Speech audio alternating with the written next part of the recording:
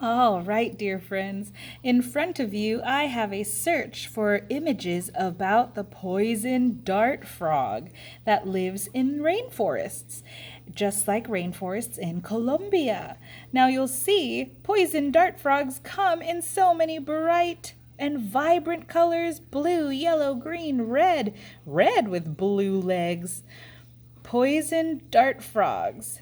And so, today we get to create a poison dart frog. In your Shobi, you will find your two templates to create your poison dart frog. And you'll notice they have the little holes there that indicate how to connect the limbs there. So I really did like that poison dart frog that had a fiery red-orange body and blue-purple legs. The poison dart frog is only as big as a grown-up's thumbnail. Can you believe that? So this is a very, very, very giant poison dart frog on your paper. A real poison dart frog is only as big as a thumbnail. My goodness, that is really, really small. But even though they're very small, they are considered one of the most dangerous species on Earth because of their skin. That is where their poison is. And that little frog that's only as big as your thumbnail can have enough poison to kill 20,000 mice. Just the skin. What a way to protect itself. I'm sure God must have been thinking, this poor frog is going to be so tiny, many things are going to try to eat it. So I must give it away to keep itself safe. And he gave it skin that will hurt whoever tries to eat this tiny frog. So Mrs. Gillespie is coloring away. The frogs, usually regular frogs, like to lay their eggs underwater, and then they turn into tadpoles and different things.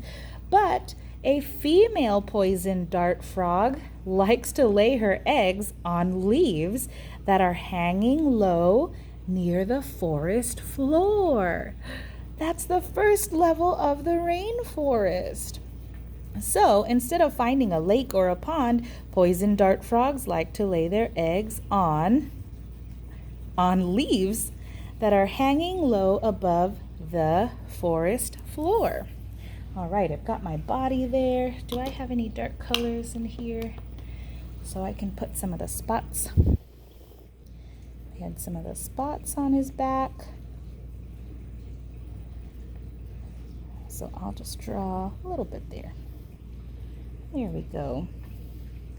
Sometimes the tadpoles, after they hatch, will stay in there in a sticky, in a rainforest pool where the water has collected, and they stay on the backs of their tadpole parent because of the sticky mucus on their skin. Now, mucus is like the things that would come out of our nose when it's running. And it's thick and gooey. That is what mucus is like. So sometimes the tadpole parents will carry them up into the canopy one at a time in order to keep them safe and to start their family. Once they grow up in the canopy, that was the rainforest layer with all the trees that block out the sun. Then when that tadpole is grown up, it will return to the forest floor and start a family again. If it's a girl, it'll start to find leaves to lay eggs. If it's a boy frog, we'll probably find a girl frog to start a family with. So there can always be poison dart frogs all over the rainforest. All right, Mrs. Gillespie is going to finish up coloring her limbs, and we'll put this frog together. All right, Mrs. Gillespie is back, and she paused a little bit so she could get her frog parts cut out. If you have brads available, those are these parts here. You can use these to connect your frog limbs to your frog body, or you could also use these parts as a place to tell you where to glue so that you can keep your frog, you can put your frog's limbs at the right place.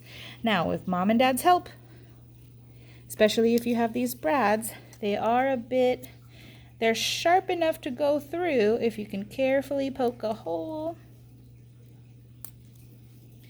right through there, and you get your body and connect it. And there we go. We got the first brad, and then you can separate the little legs on here if you can find them. Mrs. Gillespie, let's look away from the camera for a bit. There we go. And then you separate them and flatten them out so that your leg does not go anywhere. And there we go. First leg on our dart frog. Let's connect the rest of them. And here he is, our poison dart frog, our giant poison dart frog. He looks pretty cute this size, but imagine him as big as a thumbnail, my dear friends. On your Showbie, I will also go ahead and put this paper here. This is a paper from our work that tells us all the information about poison dart frogs. Of course, there is more online if you'd like to research more about these beautiful creatures that God has created. So please enjoy listening to some facts while you create your poison dart frog at home. Yesterday we talked about our first rainforest creature, the leafcutter ants. Poison dart frog is another. Think about what your favorite might be by the end of this week. We might be doing a special project to remember some of the animals that we have learned about from our rainforest. Enjoy your poison dart frogs, my friends. See you later.